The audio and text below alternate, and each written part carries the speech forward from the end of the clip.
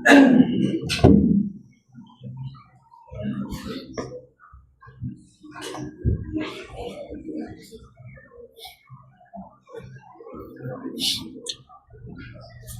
Lord's Day mga kapatid. Sa oras na ito, binabati ko kayo sa pangalan ng ating Panginoong Jesucristo. Ating buksan ng ating Biblia mula kanina sa ating pagbasa sa ating scriptural reading ay sa aklat ni Lucas chapter 19 verse 16 hanggang verse 22.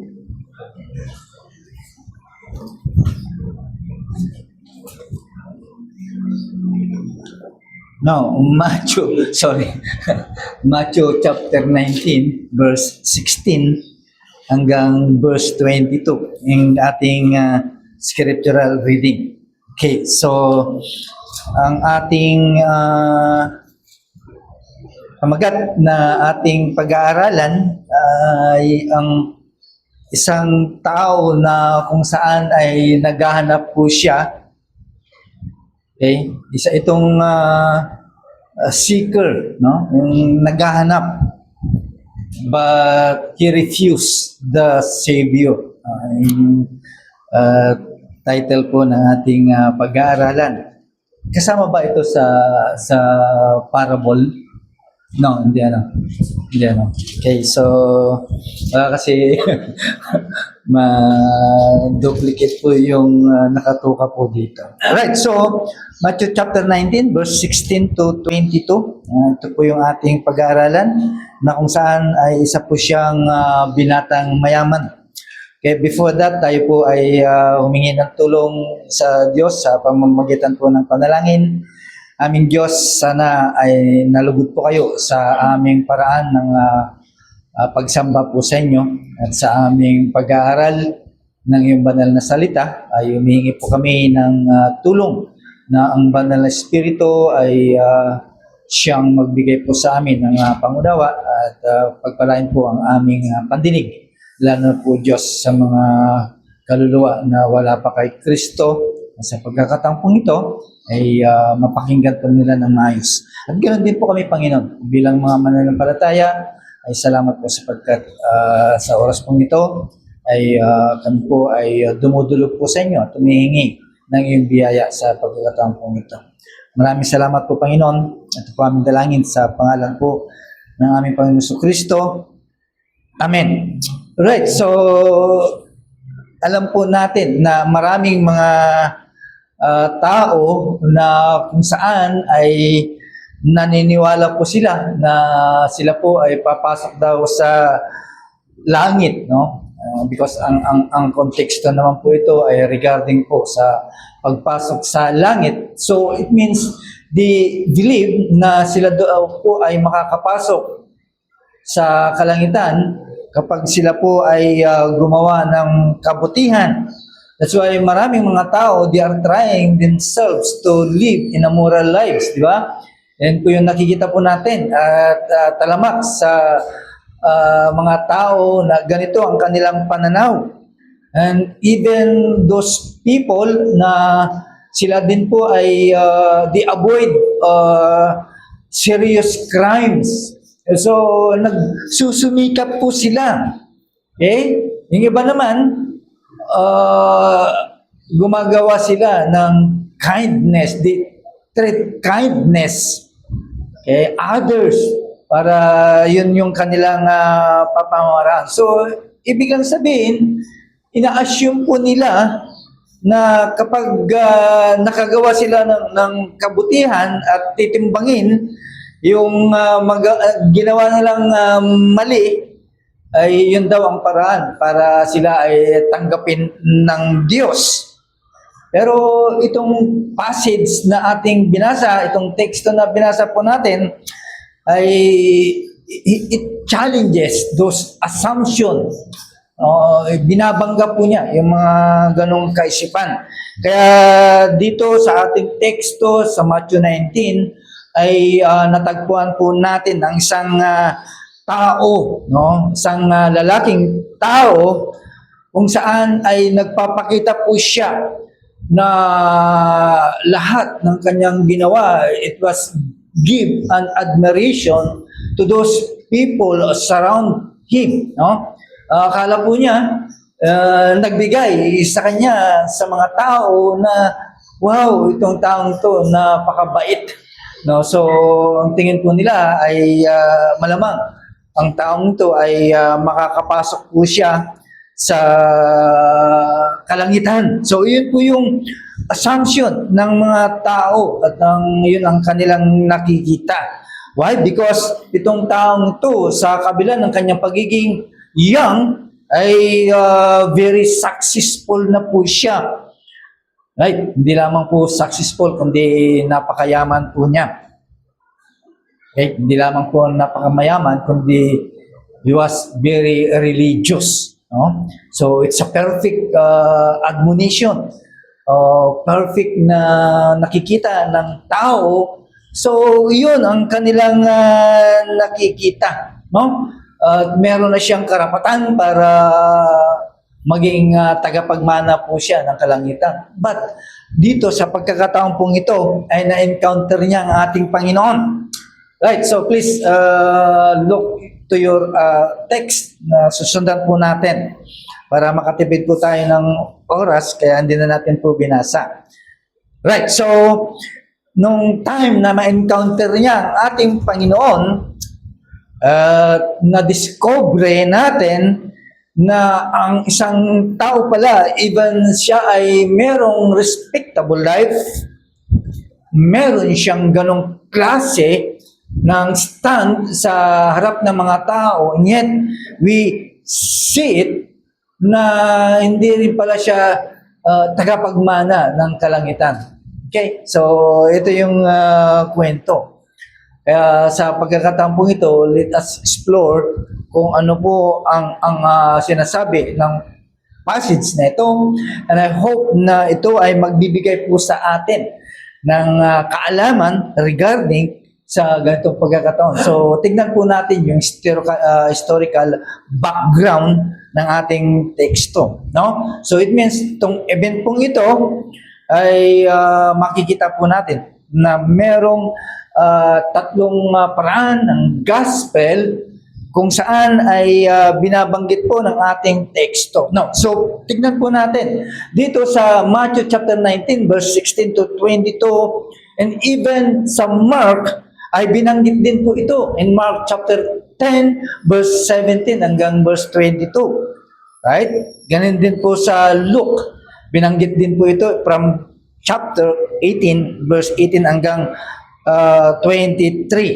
So, makikita po natin po dito yung combined naratibo, yung pinagsama-sama na naratibo, and makikita po natin kung sino ang taong pong ito. No? Dito sa aklat ni Matthew, makikita po natin he is young. No? Pero doon sa Luke, ang binanggit po doon, he was a ruler.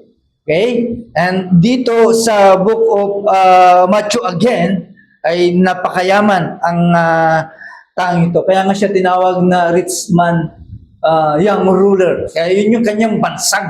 Dahil yun yung kanyang titulo sa ating binasa. Tandaan po natin mga kapatid, during that time in Jewish thinking, ang isang tao during that time in first century, ang kayamanan ay madalas na sinasabi na ito ay isang evidence ng isang divine blessing. Ebidensya po ito sa kanila. Okay? At binabanggit po ito sa aklat ni Deuteronomy, no? In chapter 28. And of course, kapag panahon po yun na sino man na lalabas, okay, na siya ay mayaman, and ganun ang kanyang background, ibig lang sabihin, ang turing sa kanya, it was successful spiritual. Yan po yung kanyang titulo. At ito yung kanyang titulo, itong taong ito. Bakit? Kasi meron siyang kapangyarihan, bata po siya, meron siyang maayos na pamumuhay, okay? And of course, siya ay napakayaman. Right? Kumpleto ang kanyang background, ang kanyang tangan-tangan, but still something missing from this man. No? Meron po siyang pagkukulang. At ito po yung pinaka inner emptiness sa kanyang buhay. At ito rin ang nagdala sa kanya para lumapit kay Kristo. Okay? So makikita po natin na sa ganung pagkakataon, there's still something na hinahanap ng tao. Kaya nga lahat talagang pinapasukan, di ba? Lahat ng mga pinangalan ng mga religion, lahat gusto niyang pasukan. Why? Because there is an empty inside. Yung kanyang inahanap, no? Sa kanyang Diyos. That's why ang ating Panginoon ay in-expose po niya, hindi lamang yung pagiging ignorante ng taong ito. Even yung pinakamalalim, yung kanyang iniidolo ng kanyang puso ay in-expose ng ating Panginoon sa taong ito. Now, tingnan po natin. In verse 16, tingnan po natin kung ano ang tanong ng taong ito bilang naghahanap. Right? Ang sabi po niya sa verse 16, Teacher, tinawag niyang tagapagturo ang ating Panginoon. Okay? Sabi niya, what good thing shall I do that I might have eternal life? Okay? Ano ang magandang dapat kong gawin para makamtan ko ang buhay na walang hanggan? Ito ang inahanap ng lahat ng tao sa sanlibutan ito. Na magkaroon ako ng buhay na walang hanggan. While this young man ay makikita naman po natin na sa kanyang sarili naka-display those admirable quality. Di ba?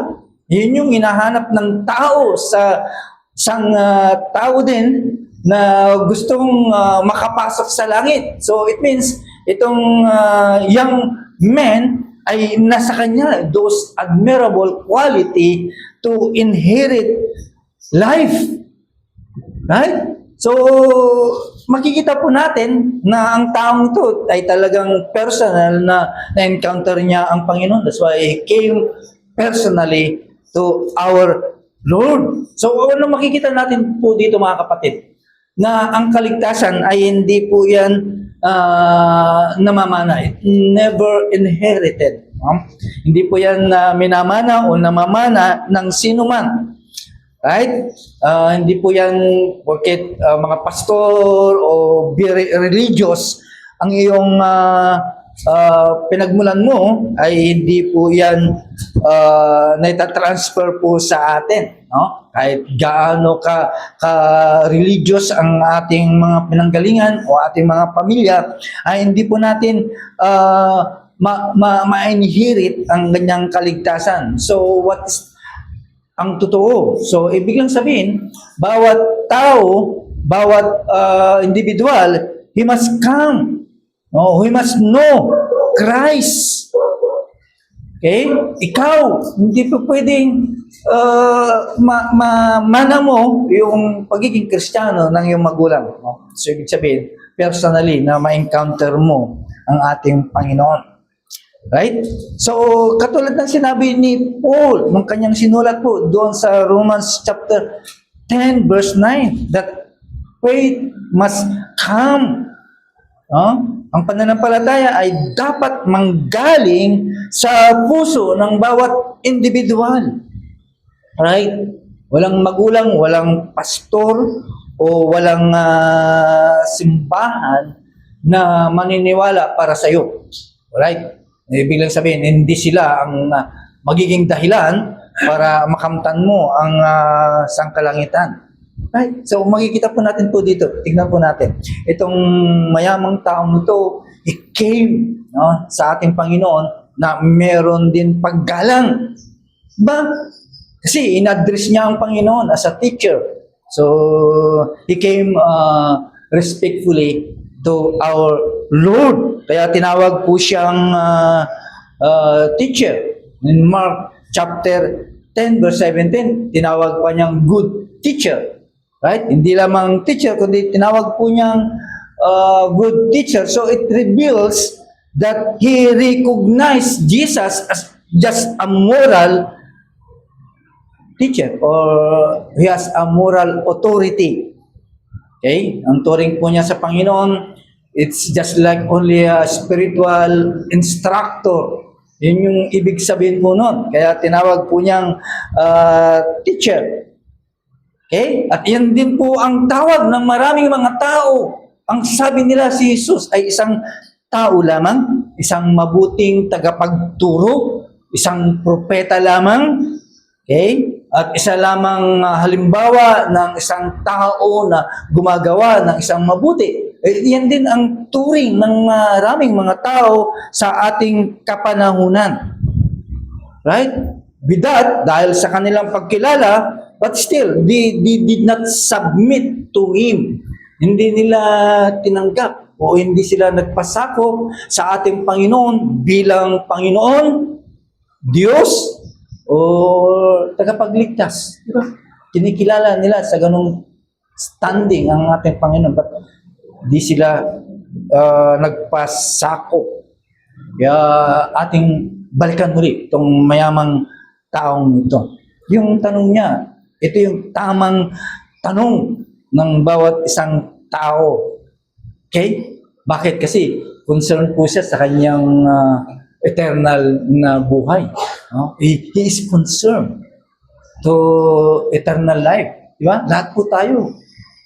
Kahit hindi pa tayo naging Kristiyano, yan lagi ang ating inahanap. That's why we go to church. Ba? Na kahit pa paano, maibsan ang aking kaluluwa at makita niya ang kalangitan, di ba? Yun po yung nangyari sa mga buhay po natin. Kaya tama lang yung kanyang pananaw. Right? Kaya tama lang yung kanyang tanong. Dahil ang tao ngayon, hindi na tinatanong po yan. Dahil ang tao, ang concern po niya is to come more money, to earn more money. Right? Yan po yung totoo. Okay? Busy po siya para paano siya magiging successful sa kanyang trabaho o kanyang tinatanganan. Yun ang concern po niya ngayon. Concern po siya sa kanyang magiging reputasyon. Kaya ginagawa niya po ang lahat. Even comfort. Yun ang kanyang hinahanap. No? Wala na nagtatanong ng buhay na walang hanggan. Not unless na pinagdudulan natin sa kanila at magiging seryoso po sila. Pero kung titignan po natin, wala na po yung ganong klaseng tanong. Okay? Pero ang taong to, beyond those successful things, ay nagtanong po siya. At tinanong po siya about eternity. So, ano makikita po natin po dito? Seryoso po siya about spiritual matter. No, ito yung nakikita po natin. Pero, sa kanyang pagtatanong, na-expose ngayon ang kanyang pananaw o patungkol sa Diyos. No? Na-expose ang kanyang theological error. Kaya sabi niya kasi, what good things shall I do? Di ba? Yan po yung ginagawa ngayon ng tao. Kaya maraming mabuti ang ginagawa. No?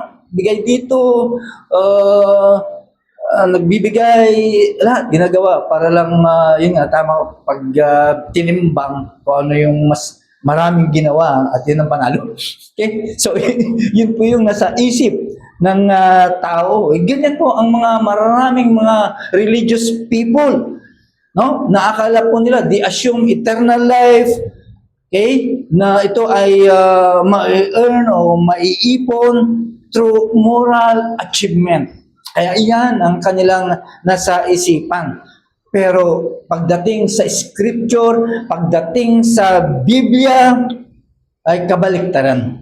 Mga kapatid, sabi po ng Ephesians chapter 2, verse 8 and 9, for by grace you have been saved through faith. No? So it means it does not, no, hindi ito resulta ng ating mga mabubuting gawa. Okay? Sa mga nakikinig, sa mga naka-tune sa ating live, I think live, ay ito po ang sinasabi ng Biblia, that there is no human effort, no, to produce divine righteousness.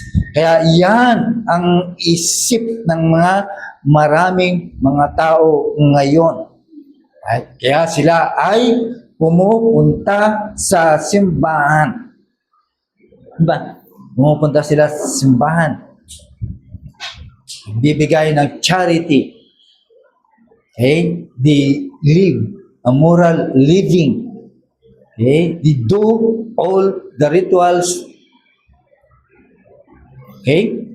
Religious rituals. Pinipilit nilang abutin, gawin ang mga bagay pong ito. Pero, ayun, sa ating teksto, ang buhay na walang hanggan ay hindi po nakukuha sa anumang magagandang gawa. Right? Natatanggap po ito by trusting the finished work of Christ. No, yan yung maliwanag, yan yung malinaw. Sa pamamagitan ng ginawa ni Kristo sa krus ng Kalbaryo. Mga kapatid, tignan po natin ang verse 17 to 19. Kaya nga kinurek po ng ating Panginoon ang taong ito. Di ba? Kaya nga ang response ng ating Panginoon dito sa young ruler na ito, why do you ask me about what is good? Huh? Sabi ng Panginoon, merong lang isang mabuti lamang. Anong nakikita natin po dito? Ibig lang sabihin, ang ating Panginoon, He immediately redirects yung conversation about God absolute holiness. Dahil ang tao, madalas, ay ini-evaluate po niya ang kanyang sarili sa kapwa niya tao. Di ba? They are seeing na sila ay mas mabuti to that person. Di ba? Ganun ang tao. Ina-evaluate niya ang kanyang sarili sa kanyang kapwa. Pero dito, sa pagkakataong ito, God, no, evaluates goodness perfectly. Makikita po natin po dito. Ang standard kasi ng mga makasalanan, okay, ay yung kanyang sarili o kanyang sarili ikukumpara sa kanyang sarili. Pero dapat ang totoo, ang standard ay yung pagiging holy o banal ng Diyos. Kasi kung pwede mong ikumpara ang iyong sarili, pwede mo siyang higitan, ang tao. Pero pag sa Diyos mo, ikumpara ang sarili mo, di ka titing, wala ka. Kaya tama lang na ang judgment sa iyo, sa atin, is to condemn. Because God is holy.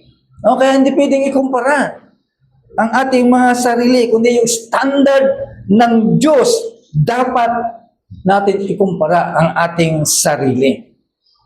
Okay? Pero dinala po siya. Ang mayaman pong ito, dinala ng ating Panginoon dito sa command, na yung law. No? Tingnan po natin. Dinala po siya. Bakit? Kasi yung law, it is a mirror. Tandaan po natin mga kapatid, ang batas ng Diyos o law o ni Moises, it cannot save you. Ipapakita lang sa iyo na ikaw ay isang makasalanan.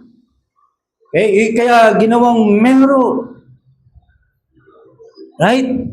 Pero si Kristo ang nagliligtas. Kaya ang ating Panginoon, dinala niya yung taong ito dito sa commandments. Kaya nga, naglista po siya ng several law. Okay? Kinuha pa nga niya yung pangalawa. Okay? Na isang kung saan ipinapakita po dito about relationship with others. Okay? At ang galing po ang command pong ito in Exodus chapter 20. So, anong purpose ng ating Panginoon? Okay? Baka sabihin po natin, sinabi po dito na makakamit po natin ang kaligtasan through obeying the law. Pero hindi po iyon ang gusto ng ating Panginoon. Okay? Hindi niya intensyon o ituro na ang kaligtasan ay makakamtan through law keeping. Right? Ginamit niya lang po ito bilang instrumento to diagnose him sa atin. Para ma-diagnose po tayo.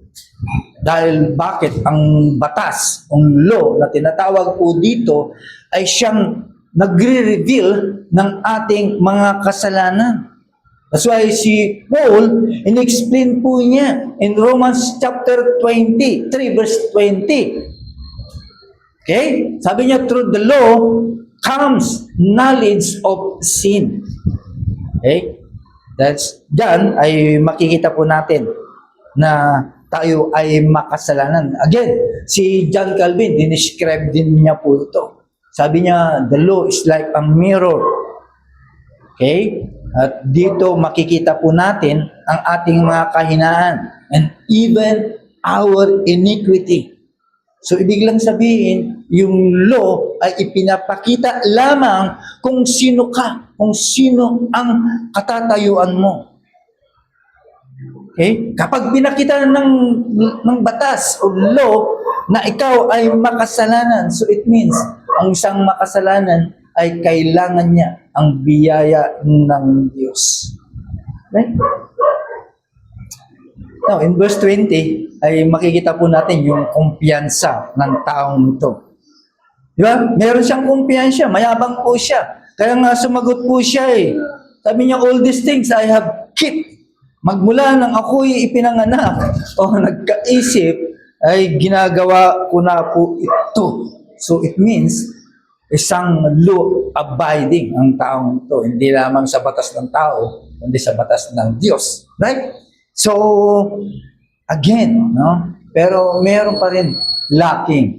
No? Nagawa ko na ito lahat, Panginoon. Ano pa ba ang kulang? Para ma-inherit ko ang buhay na walang hanggan. See? Ano makikita po natin po dito, mga kapatid? It reveals the blind spiritual. Okay? Nung sinabi nung mayaman na lalaki ang ganitong statement, ipinapakita lamang yung isang maliwanag that he is a blind, spiritually blind. Di ba? Dahil sa kanyang sarili ay nasunod niya lahat ang mga batas.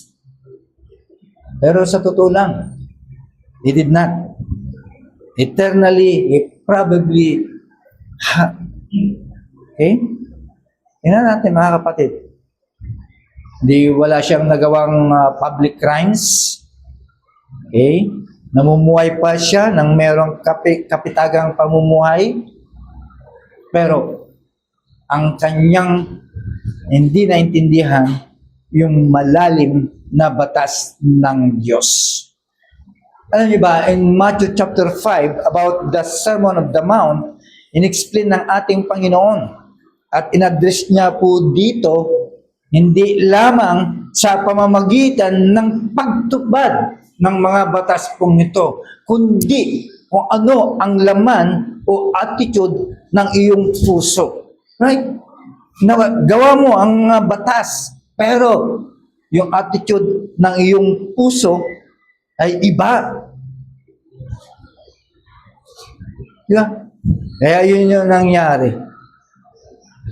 Yung sabi ng Romans chapter 3, verse 23, lahat po tayo ay makasalanan at hiwalay sa ating Diyos.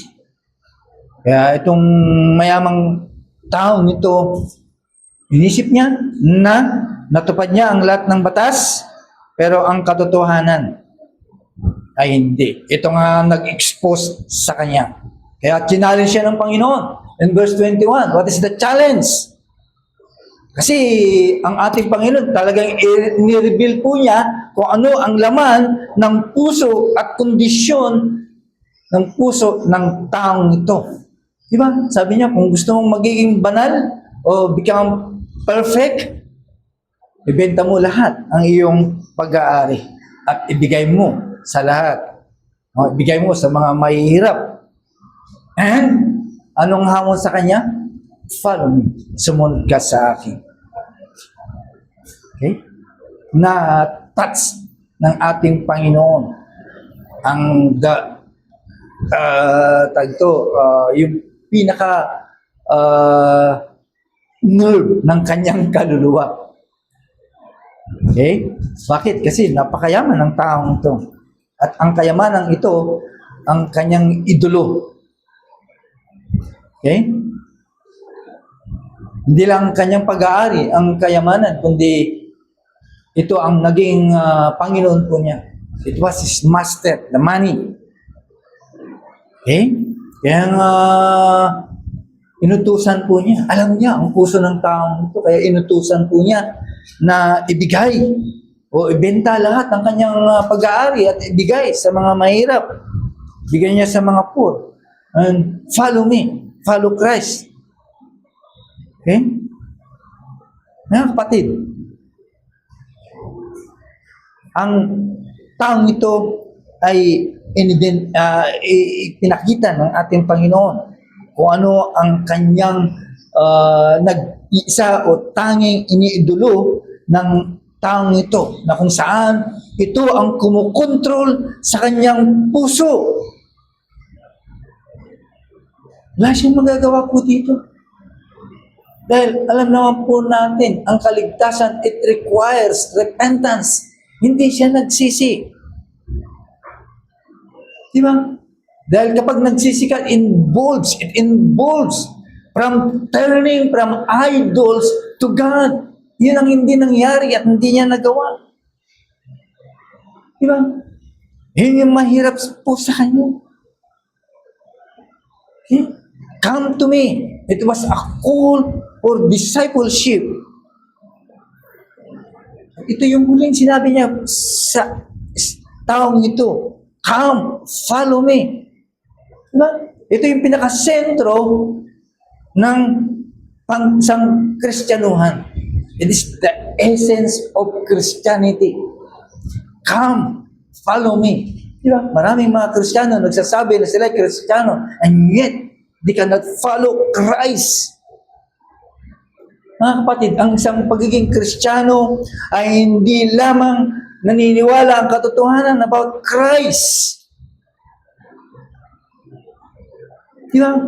Hindi lang naging admirer ka sa kanyang mga itinuturo. Pinagpala ka sa kanyang mga itinuturo. Ang katotohanan is about following Christ. Yung pagsunod kay Kristo. Following Him as Lord. Okay? Kaya nga, ang mga statement po ng lahat ng mga theologian, sabi po nila, kapag ang isang tao daw ay sumunod kay Kristo, no? Either he will die. Okay? Ganun palang pagsunod kay Kristo. It means, seryoso ang pagsunod kay Kristo. Hindi lamang yung naniniwala ka sa Kanya, kundi kailangan makita yung pagsunod po natin. Either you will die, you come and die. Yun po yung ibig sabihin po nun. Kaya kapag ang isang tao ay tinawag ni Kristo, He bids him, come and die. Okay?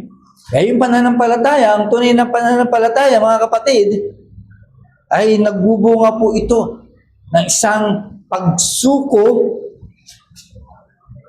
Okay? Ng kanyang buhay sa ating Panginoon. Kaya nga tinawag po siyang disciple. Kaya nga tinawag po niyang mga disciple. Come and follow me.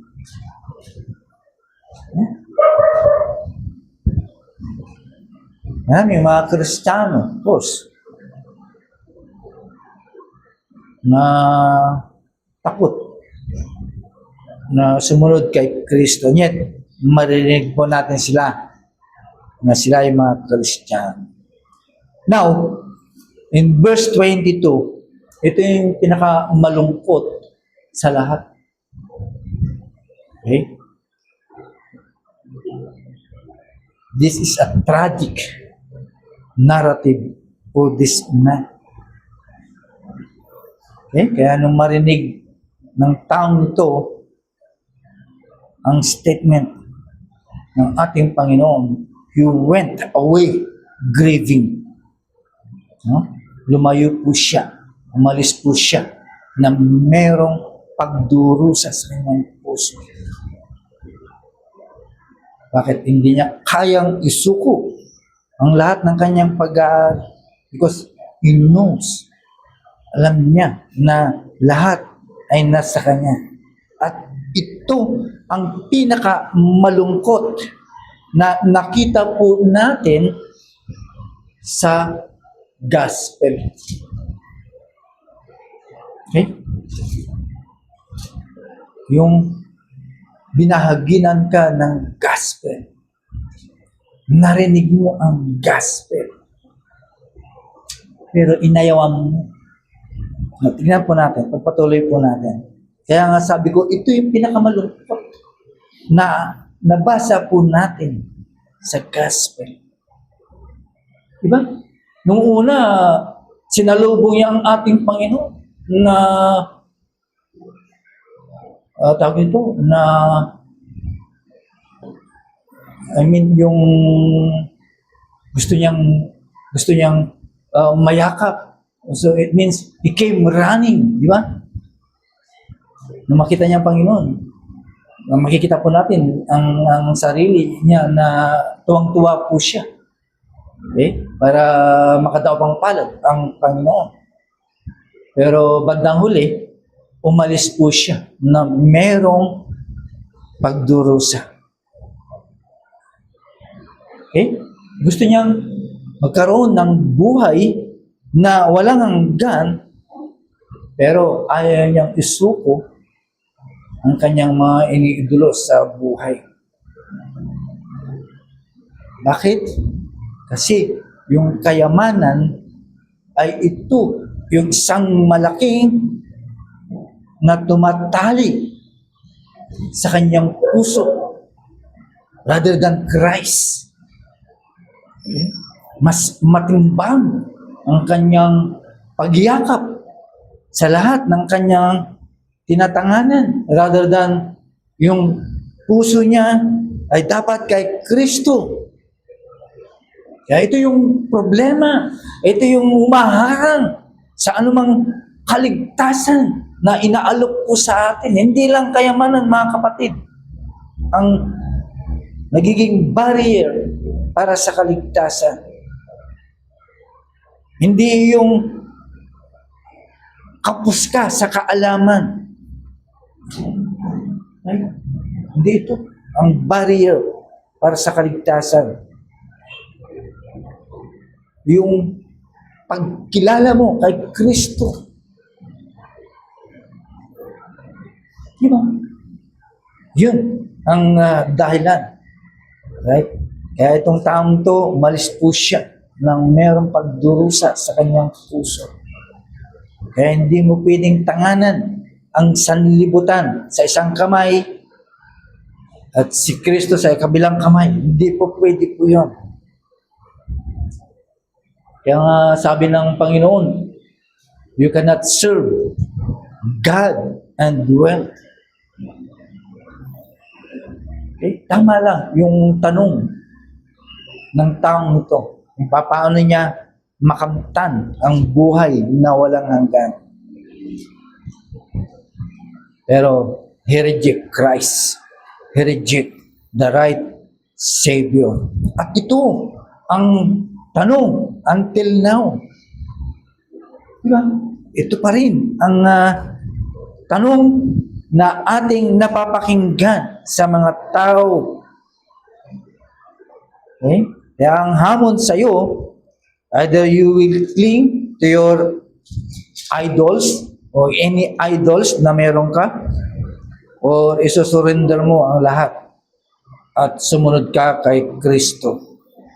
Dahil ang sabi ng gospel, ano ang matatamo ng isang tao kahit nasa kanya ang lahat, pero mawawala ang kanyang kaluluwa. Tandaan po natin mga kapatid, moral respectability cannot save you.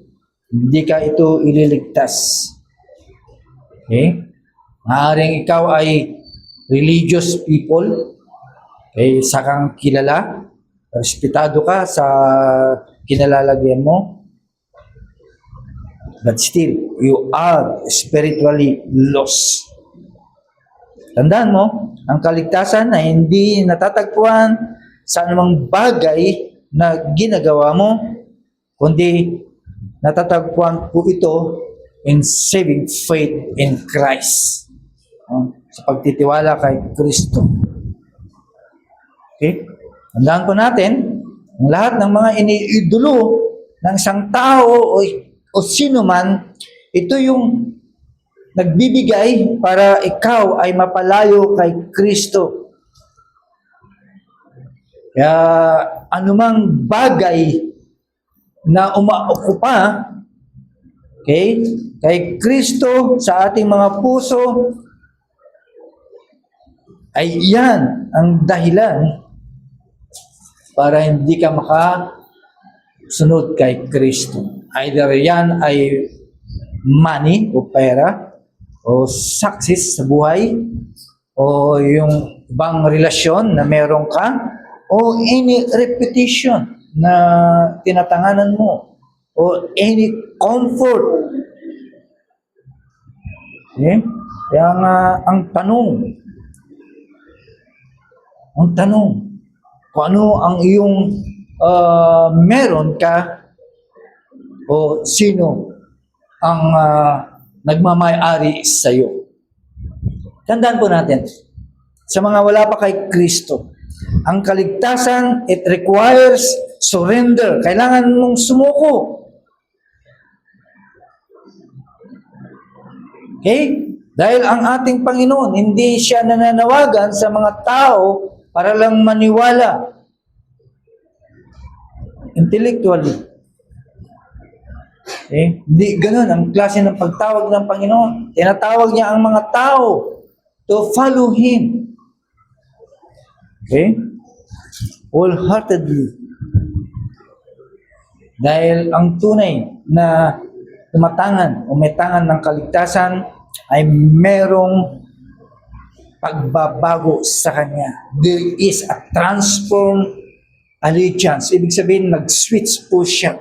Umayaw na siya sa kanyang mga tinatanganan na naging sagabal para makalapit siya kay Kristo. Biglang sabihin, it turned to Christ. Okay? Lumapit po siya kay Kristo.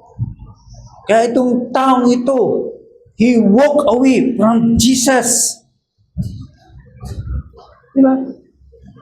Tumalikod po siya. Pero mga kapatid, hindi doon natapos. Still, ang imbitasyon ay nakatayo until now. Ang imbitasyon ni Kristo still stands. Tandaan mo, hindi mo makukuha ang buhay sa pamamagitan ng mga bagay na ginagawa po natin. Natatanggap po natin ang buhay na walang hanggan through the finished work of Christ. Nakakamtan mo ito kung pinaniniwalaan mo ang ginawa ni Kristo.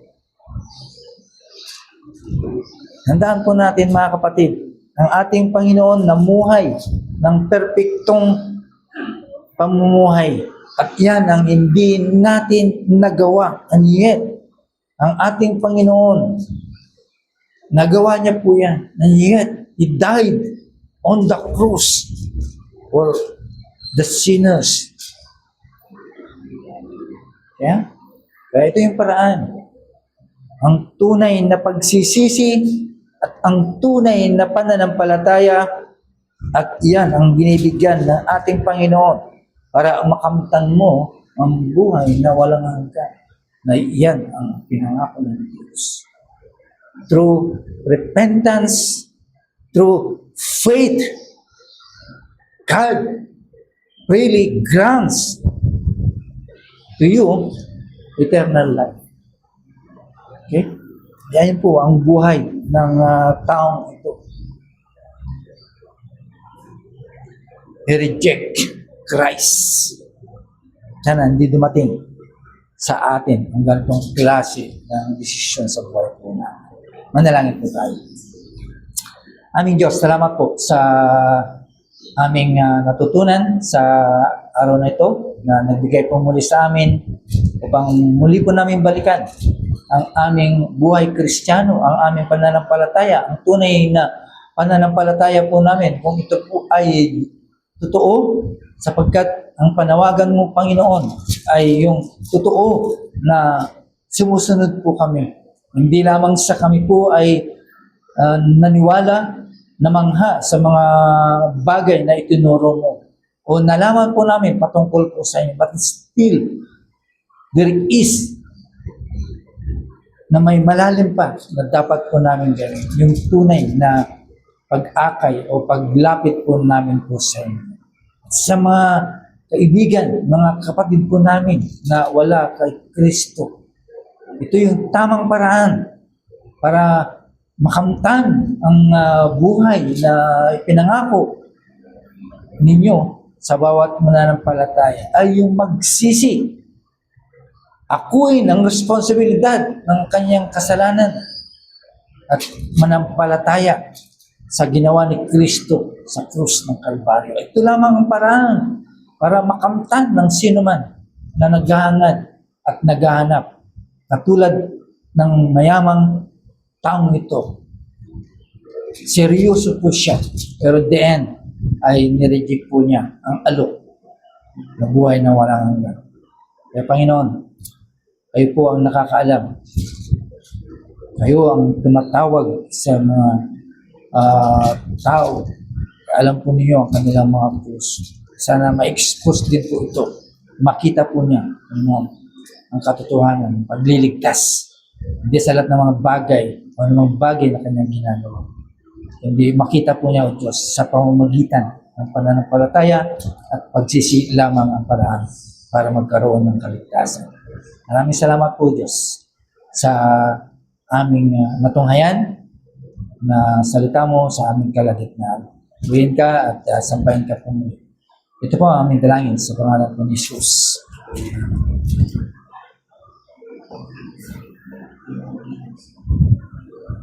Amen.